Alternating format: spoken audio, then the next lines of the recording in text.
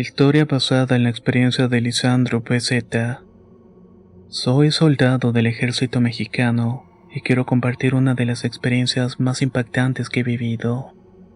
Todo ocurrió un 25 de febrero.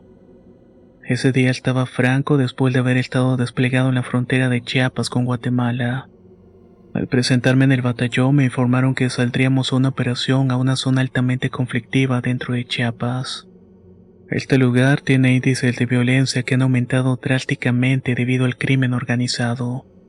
El día del despliegue íbamos mentalizados para enfrentarnos a los diferentes grupos delincuentes que operaban en la zona.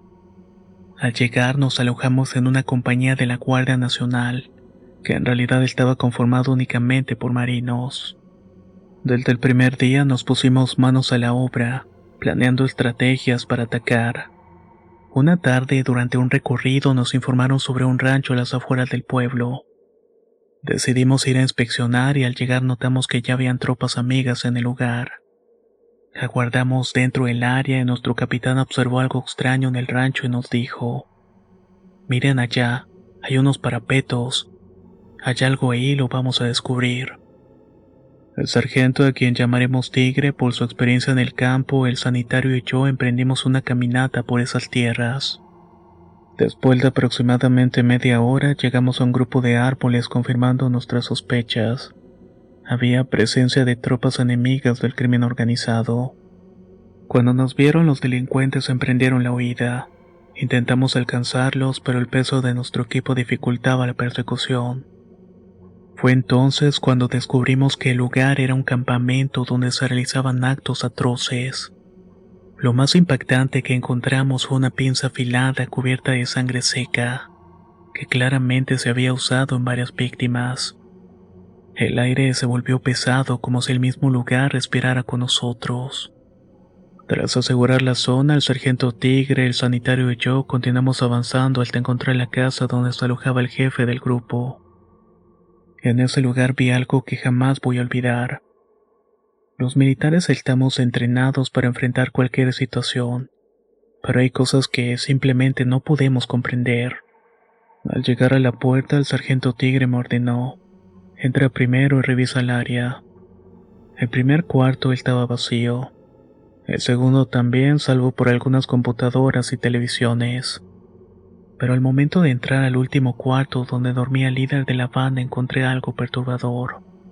Al abrir la puerta, un olor a cera quemada y hierbas secas me golpeó.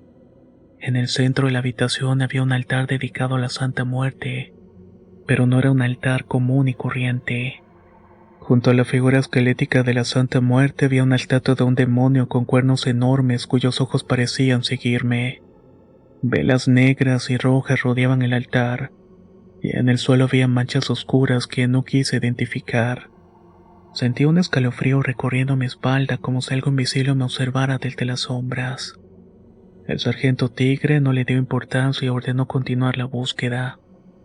Encontramos armas y drogas, pero mi mente no podía alejarse de aquel altar. Terminada la revisión, el capitán nos dijo: "Bien, jóvenes, esto es importante". Tras completar la operación con éxito, nos retiramos del lugar victoriosos. Pasó una semana y la experiencia en el rancho quedó en el olvido. Una tarde, mientras estaba ayudando a un cabo con su vehículo, una camioneta Cheyenne blindada, noté algo en el tablero que me dejó helado. Era la misma imagen de la Santa Muerte y del demonio que había visto en aquel lugar. Sorprendido le pregunté al conductor por qué había decidido llevarla consigo, advirtiéndole que eso podía traer consecuencias. Él solamente me respondió con una sonrisa: "Soy de México, morro. Sé muy bien de esto. Ella nos va a proteger. Tú tranquilízate". Días después nos ordenaron salir de patrulla a la 1 de la madrugada. El capitán nos advirtió en esa ocasión que nos pusiéramos pilas, porque probablemente iba a haber acción. Todo parecía tranquilo hasta que la policía nos reportó que unas motos nos estaban siguiendo. Procedimos a perseguirlas, pero pronto nos encontramos con un convoy de camionetas que venían hacia nosotros. No hubo tiempo de reaccionar.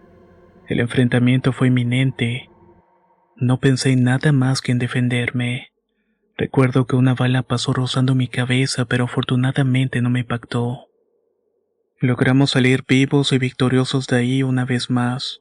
La suerte parecía estar de nuestro lado. La población nos aplaudía en señal de respeto, y para celebrar hicimos una carne asada con nuestros compañeros. Una semana después nos informaron que gracias a nuestros logros seríamos enviados a casa con unas merecidas vacaciones. Cuando llegué a mi hogar fui recibido con alegría por mi familia. Sin embargo, al quinto día de descanso comencé a sentirme mal. Una tos y una gripe leve me afectaron, pero no le di importancia. Con el paso del tiempo mi salud empeoró. Ningún medicamento me hacía efecto, y por las noches despertaba sin explicación. Mi tos se volvió insoportable y cada vez que tosía sentía como si una bola intentara salir de mi estómago, solo que se quedaba atorada y me bloqueaba la respiración. Mis padres preocupados me llevaron con un curandero reconocido en la familia. Tras hacerme el ritual, el curandero dijo que tenía un amarre hecho por una mujer a la cual había ignorado. Yo sabía que eso no era cierto. Nunca había tenido problemas con ninguna mujer. Aún así seguí las indicaciones del curandero, quien utilizó veladoras y un gallo negro para la limpieza. No mejoré, mi estado empeoró. Mis ojeras crecían y mi peso disminuía. Al no encontrar solución, mi madre buscó otra curandera. Mientras esperaba respuestas, una noche sufrí una parálisis del sueño. Sentí que algo me estaba observando. Pronto fui enviado nuevamente a una base en un pueblo rodeado de cerros y espesa vegetación. Allí, durante una guardia nocturna, mi compañero y yo escuchamos risas y llantos provenientes del monte. Nos pusimos alertas, pero de repente todo quedó en silencio. Minutos después, un sonido estremecedor se escuchó a escasos 10 pasos de nosotros. Tomé mi arma y le dije a mi compañero, vamos a ver qué pasa. Al inspeccionar la zona no había nada. Al día siguiente noté que tenía marcas moradas en los brazos como si me hubieran sujetado con fuerza. Mi madre fue a consultar con la curandera y al día siguiente me llamó con una noticia aterradora. Lo que tienes no es un amarre ni una brujería común. Ese demonio que viste en el rancho está detrás de ti. Quiere llevarse tu alma. Me contó que en la foto que había llevado se veía claramente una sombra maligna a mi lado. Desesperada, la curandera inició un ritual de limpieza. Poco a poco mi salud fue mejorando. Al cabo de un mes estaba completamente recuperado. Al preguntar quién me había salvado, la respuesta me dejó sin palabras. Fue la Santa Muerte. Aquel ser que tanto temía había querido llevarte, pero la Santa te protegió. Desde entonces mi fe cambió. Antes no creía en ella, pero ahora sé que siempre estuvo cuidándome. Actualmente sigo sirviendo en el ejército al 100%. Muchas gracias por haber escuchado esta historia.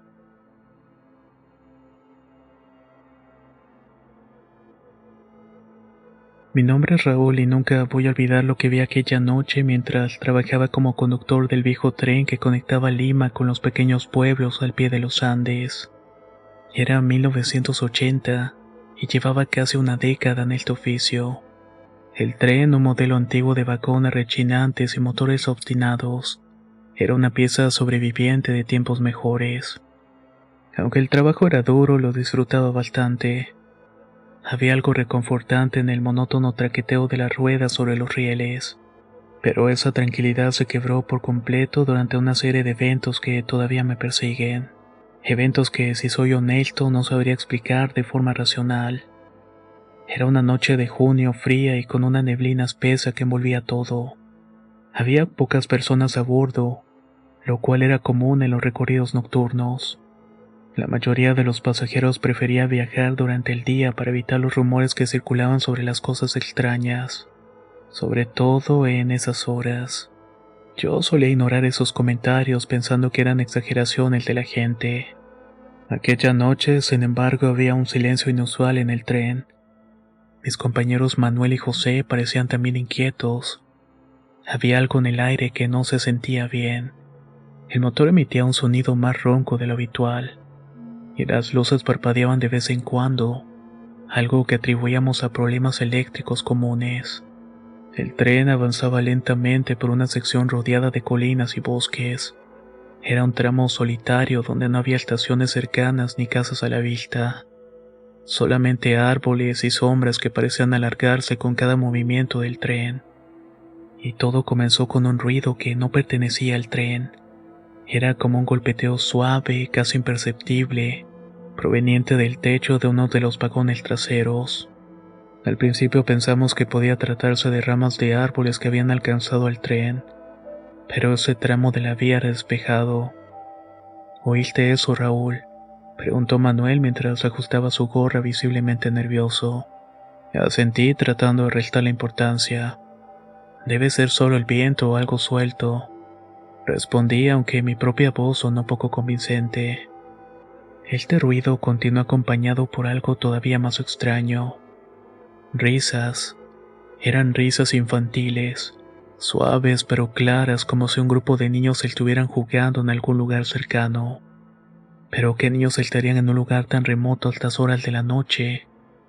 José, que había estado en silencio hasta ese momento, se levantó abruptamente. Voy a revisar los vagones, dijo tratando de ocultar su nerviosismo. Lo vimos caminar hacia la puerta que conectaba con los vagones traseros y pronto el sonido de sus pasos desapareció en la distancia. Manuel y yo seguimos avanzando, manteniendo la vista en el camino frente a nosotros. El golpeteo había parado, pero las risas persistían. Ahora eran más cercanas. Y entonces, de repente, Manuel se quedó petrificado, señalándose la vía. ¿Qué demonios es eso?, susurró. Miré hacia donde estaba apuntando y sentí un escalofrío recorriendo mi cuerpo.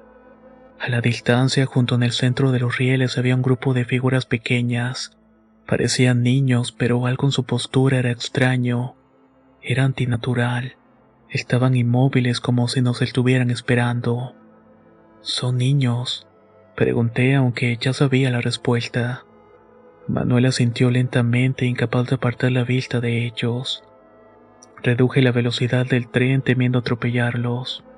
Pero cuando nos acercamos, estas figuras simplemente desaparecieron, como si se hubieran desvanecido en la niebla. Cuando finalmente llegamos a una curva donde podíamos detenernos con seguridad, José regresó pálido y temblando. Se sentó sin decir una sola palabra, pero sabíamos que había visto algo. Los vi, dijo finalmente con la voz apenas audible. ¿A quiénes?, pregunté. A los niños. Estaban en el vagón trasero. Me miraban a través de las ventanas, pero sus ojos no eran normales. Eran totalmente negros. Y cuando traté de acercarme, desaparecieron. Manuel y yo nos miramos sin saber qué responder. Algo muy extraño estaba pasando, y ninguno de nosotros tenía una explicación. Fue al día siguiente, cuando llegamos a Lima, que decidí investigar un poco más sobre el tren y la ruta que recorríamos. Hablé con un antiguo conductor, un hombre llamado Don Esteban. Él había estado trabajando en esa misma ruta durante décadas. Cuando le mencioné las risas y las figuras que habíamos visto, su expresión se endureció. No eres el primero en verlos. Esa ruta tiene historia. Hace muchos años, antes de que yo empezara a trabajar aquí, hubo un accidente. Un grupo de niños de un orfanato viajaban en el tren, pero algo salió mal. El vagón donde estaban se soltó en una curva y cayó al barranco. Ninguno de ellos sobrevivió. Sentí un nudo en el estómago mientras escuchaba su relato. Don Esteban entonces continuó. Desde entonces hay quienes dicen que los niños nunca se fueron. Se aparecen a los conductores, juegan con las luces del tren y dejan esas risas que ponen los pelos de punta. No sabía si creerle, pero todo encajaba demasiado bien con lo que habíamos experimentado. A pesar del miedo, decidimos que no podíamos ignorar lo que había pasado. Algo nos decía que esos niños estaban tratando de comunicarse, y queríamos entender de alguna manera el porqué. Planeamos nuestro siguiente recorrido con más precaución. Estábamos preparados para cualquier cosa que pudiera ocurrir. Decidimos que el próximo recorrido sería diferente. Manuel, José y yo hicimos un pacto. Si algo extraño pasaba nuevamente, nos enfrentaríamos a aquello juntos. Había un miedo latente entre nosotros, pero también una curiosidad morbosa. algo que nos impulsaba a entender qué eran esas apariciones y qué querían. La noche en cuestión era igual de fría y nebulosa que la anterior.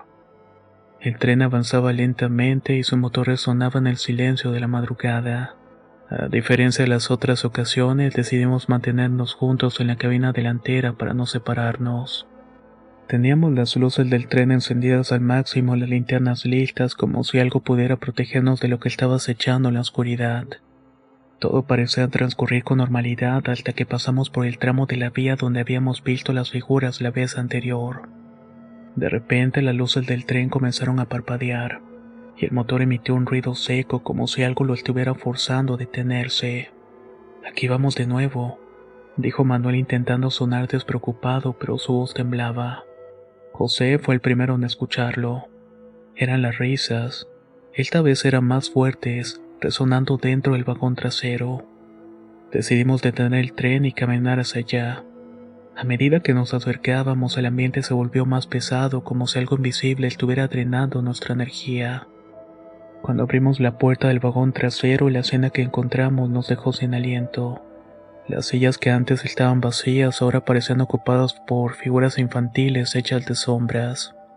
No podíamos distinguir detalles, pero sus contornos eran claramente los de niños pequeños. Estaban sentados, inmóviles, como esperando algo. Manuel encendió su linterna y apuntó hacia ellos. Eso fue un error. Las figuras giraron sus cabezas hacia nosotros al unísono, y aunque no tenían rostro, sentí que nos estaban mirando directamente. Las risas pararon de golpe, dejando un silencio abrumador. «Vámonos de aquí», gritó José retrocediendo rápidamente. Pero antes de que pudiéramos movernos, las sombras comenzaron a desvanecerse, dejando tras de sí un frío insoportable. Fue entonces cuando notamos algo en el suelo. Un viejo juguete de madera, un tren pequeño como los que usaban los niños de décadas pasadas. Tomé el juguete con las manos temblorosas y lo guardé en mi bolsillo. Sabía que de alguna manera era importante, aunque no entendía por qué. Cuando regresamos a la cabina decidimos continuar el recorrido, pero el resto del viaje fue un tormento. Cada crujido del tren y cada sombra que se movía en la distancia nos hacía saltar.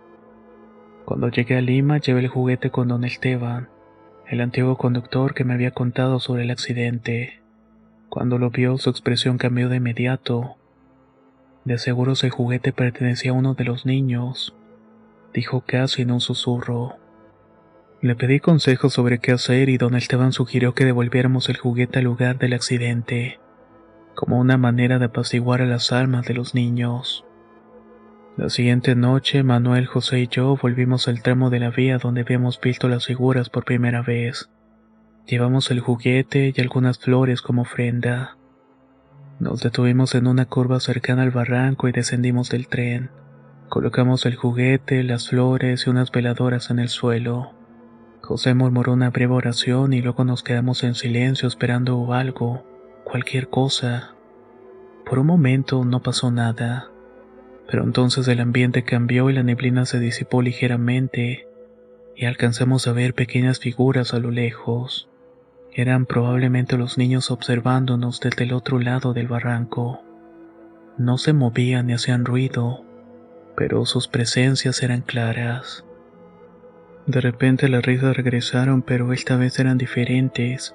No eran tan perturbadoras, sino suaves y alegres, como si los niños estuvieran agradeciendo nuestro gesto. Las figuras se desvanecieron lentamente y por primera vez en semanas sentí una paz extraña. Desde esa noche nunca volvimos a ver a los niños ni a escuchar sus risas. El juguete quedó ahí como un recordatorio de lo que había sucedido. Aunque el miedo inicial se había disipado, la experiencia nos cambió a todos. No sé si logramos ayudarlos a encontrar la paz, pero me gusta pensar que al menos por un momento pudimos aliviar su tristeza. Los relatos de mi abuelo siempre tuvieron un aire de misterio, pero ninguno tan escalofriante como la historia del camino de los mineros. En Potosí la vida giraba en torno a las minas, y la muerte era una sombra constante que seguía a quienes descendían a las entrañas de la tierra en búsqueda de plata. Sin embargo, lo que muchos no se atrevían a admitir Es que también había algo más que polvo y oscuridad en ese camino empedrado que llevaba a los mineros hasta su lugar de trabajo. En 1904, mi abuelo Joaquín era un joven de 22 años. Trabajaba en las minas del Cerro Rico y era un hombre de pocas palabras, pero tenía una valentía que le había ganado el respeto de sus compañeros. A pesar de su determinación, Joaquín no era inmune al miedo de los relatos del camino de los mineros. Esto provocaba algo en los corazones de quienes lo recorrían al caer la noche. El camino empedrado que conectaba las minas con el pueblo era un tramo traicionero. Era estrecho, rodeado de riscos y con una pendiente que hacía que los pasos fueran inseguros. Pero lo que realmente inquietaba a los trabajadores eran las historias de aquellos que aseguraban haber visto una sombra alta y delgada. Una sombra que siempre los seguía al borde de su visión. Algunos decían que era el espíritu de un minero que había muerto atrapado por un derrumbe, y otros más creían que era algo mucho peor. Joaquín había escuchado las historias desde que había comenzado a trabajar en las minas, pero nunca le había prestado demasiada atención. Creía que eran cuentos para asustar a los más nuevos o para justificar los accidentes que eran comunes en aquel entorno tan peligroso. Sin embargo, todo cambió una noche de julio cuando el frío era tan intenso que el aliento se convertía en pequeñas nubes al salir de la boca. Esa noche, Joaquín había terminado su turno más tarde de lo habitual. La mina estaba en plena producción y los supervisores exigían jornadas más largas. Mientras caminaba por el camino de los mineros, notó que la luna estaba oculta tras densas nubes, lo que hacía que el camino estuviera más oscuro de lo habitual. Llevaba una linterna de aceite cuya luz apenas iluminaba unos cuantos pasos delante de él. Al principio el silencio del lugar era solamente interrumpido por el sonido de sus botas sobre las piedras. Pero pronto ese sonido se vio perturbado por algo más. Unos pasos acompasados con los suyos, los cuales parecían seguirlo a cierta distancia. Joaquín se detuvo en seco y giró la cabeza rápidamente, pero no vio nada. Pensó que su mente le estaba jugando una mala pasada debido al cansancio, así que continuó caminando. Sin embargo, los pasos volvieron. Esta vez eran más cercanos. Fue entonces cuando sintió una presencia tras de él, una sensación de que algo o alguien lo estaba observando. Se giró nuevamente y esta vez su linterna captó algo que lo hizo retroceder. A lo lejos, justo al borde del camino, había una figura oscura. Estaba inmóvil, como si estuviera esperando. Joaquín intentó hablar, pero su voz salió temblorosa. ¿Quién está ahí? La figura no respondió. En cambio, comenzó a moverse hacia él de manera lenta pero decidida. Aunque no podía ver un rostro ni detalles, la forma de la figura le resultaba profundamente inquietante. Era demasiado alta para ser una persona normal, y su andar era extrañamente fluido, casi como si no tocara el suelo. El instinto de supervivencia se apoderó de él y comenzó a correr cuesta abajo, olvidando el cansancio que había acumulado durante el día. Sentía que esta figura lo estaba siguiendo, aunque cada vez que giraba la cabeza para mirar no veía nada. Solo escuchaba los pasos que parecían multiplicarse como si más de una presencia estuviera atrás de él. Cuando finalmente llegó al pueblo, Joaquín estaba sin aliento. Se desplomó frente a la puerta de su casa. Su madre, alarmada por su estado, lo ayudó a entrar. Le contó lo que había pasado, pero ella solamente le hizo la señal de la cruz y murmuró una oración. Te dije que no anduvieras solo por ese camino, hijo. Hay cosas que no entendemos, y ese lugar está maldito.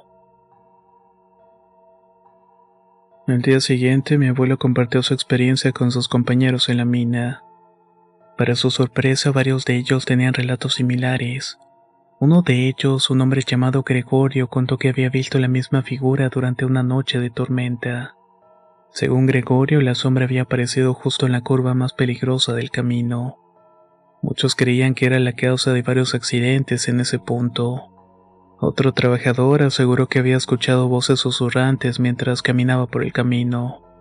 Decía que las voces le hablaban en un idioma que no podía entender, pero lo llenaba de un terror indescriptible. Con cada relato, Joaquín sentía que la figura que había visto no era producto de su imaginación. Algo real habitaba en ese camino, algo que no debía ser perturbado. Días después, la noticia de la desaparición de un joven minero llamado Santiago sacudió a la comunidad. Había salido de la mina al anochecer, pero nunca llegó a la casa. Algunos decían que se había perdido en el camino, mientras que otros sospechaban que la sombra lo había reclamado. Se organizó un grupo de búsqueda armados con linternas, machetes y recorrieron el camino de los mineros. Estuvieron llamando por el nombre de Santiago pensando que tal vez se había lastimado. Joaquín formó parte del grupo, decidió enfrentar su miedo y encontrar al joven. En el tramo donde había visto la figura por primera vez encontraron algo que los dejó helados. Un casco de minero y una linterna rota. Estaban colocados cuidadosamente a un lado del camino, como si alguien los hubiera dejado ahí a propósito. No había rastro de Santiago, no habían pisadas ni nada, pero el aire estaba cargado con una tensión inexplicable. Esa noche Joaquín no pudo dormir. Las imágenes de la figura y los relatos de sus compañeros se mezclaron en su mente, formando un torbellino de miedo y curiosidad. Finalmente decidió que no podía seguir viviendo con esa incertidumbre. Junto con Gregorio y otro compañero planearon regresar al camino durante la noche para investigar más a fondo. No sabían lo que encontrarían, pero estaban decididos a enfrentar la verdad por aterradora que fuera. Esa noche se reunieron en una pequeña cantina del pueblo. Cada uno llevaba consigo una linterna de aceite, una cuerda y un machete, más por el consuelo que ofrecía que por su utilidad real. El miedo estaba presente en los ojos de los tres, pero también la determinación. Antes de partir, Gregorio dejó una nota para su familia. Explicaba dónde irían y pidiendo que si no volvían no fueran a buscarlos. No es solo por Santiago, dijo Gregorio, es por todos nosotros. No podemos seguir viviendo con este miedo constante. El pequeño grupo salió al camino de los mineros mientras la luna llena se asomaba tras las montañas. El aire era frío, cortante y el silencio era solo interrumpido por el crujir de las botas sobre las piedras sueltas. Avanzaron durante una hora sin mayores incidentes, pero el ambiente se volvía más pesado con cada paso. El viento que antes era suave comenzó a soplar con una intensidad inquietante. Esto terminó apagando una de las linternas. Gregorio, que iba adelante, levantó la mano para detenerse. ¿Escuchan eso?, preguntó en voz baja. Joaquín agudizó el oído y sintió un escalofrío recorriéndole el cuerpo. Habían escuchado un murmullo lejano, como si decenas de voces susurraban al unísono. Las palabras no se entendían, pero el tono era claro. Era una mezcla de desesperación y enojo. Los tres se miraron dudando por un momento si debían continuar. No podemos retroceder ahora. Siguieron adelante, pero pronto vieron algo que los detuvo en seco. A pocos metros, en la curva más pronunciada del camino, la sombra apareció. Era mucho más alta de lo que Joaquín recordaba, con una figura alargada e indistinta que se movía como si flotara. Sus ojos eran dos puntos rojos brillantes, y los estaba mirando fijamente. La sombra comenzó a avanzar hacia ellos lentamente, y con cada paso que daba el murmullo se intensificaba. Ya no solamente eran murmullos, ahora era un coro de gritos que llenaba el ambiente. Gregorio en un acto alzó su machete, pero su mano temblaba tanto que apenas podía sostenerlo. La sombra se detuvo y emitió un sonido que podía describir como un gruñido gutural. Así como había aparecido, desapareció. Fue entonces cuando Joaquín se acercó y notó algo en el suelo. Había una pequeña cruz de madera clavada en la tierra, que apenas era visible entre las piedras y los matorrales. Sin embargo, se acercó y comenzó a escarbar con las manos. Bajo la cruz encontraron algo que los dejó sin aliento.